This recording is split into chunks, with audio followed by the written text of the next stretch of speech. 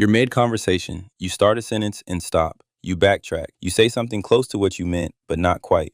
And then, nothing. Your brain feels completely empty. Everyone is looking at you, and somewhere in your head, a quiet voice asks, "Is something wrong with me?" No. Nothing is wrong with you. What just happened has a name and a mechanism. By the end of this video, you'll know exactly what your brain was doing. The first mechanism, your words live in deep storage. Psychologist Marty Olson Laney found that introverts rely on long-term memory far more than short-term memory. Long-term memory is massive, but it's slow. You need the right association, like a key, to unlock the word you want. Extroverts grab words off the shelf right next to them. You're pulling yours out of a warehouse in the back. That's why the perfect answer always shows up 2 hours later in the shower. The word was always there. The key just arrived late. The second mechanism is deep processing. Your brain doesn't just hear words. It checks them against everything you know, drafts a reply, edits it, and predicts how it will land. All of that happens before you open your mouth. Extroverts think by talking. You talk after thinking. In a fast conversation, that delay means the topic has already moved on by the time your sentence is ready. So you save it, and you say nothing. The third one is the weird one. Sometimes it's not too few thoughts. It's too many. A million thoughts rushing at once,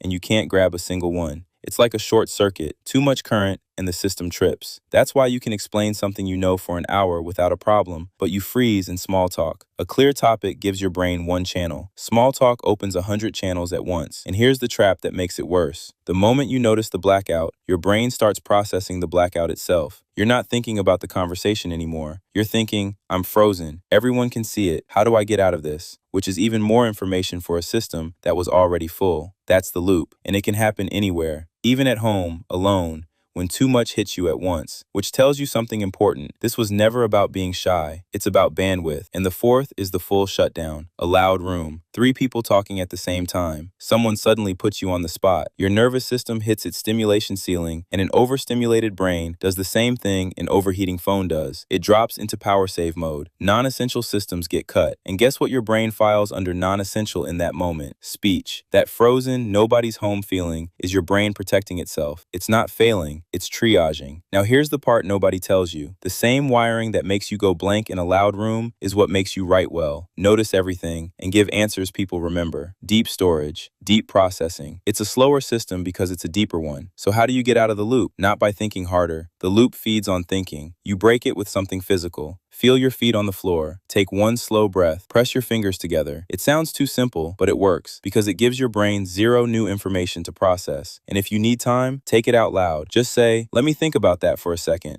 That pause isn't empty. That's the warehouse door opening. And if you want to know why your social battery dies after 2 hours of socializing, that video is right here. Subscribe. We explain your mind every week.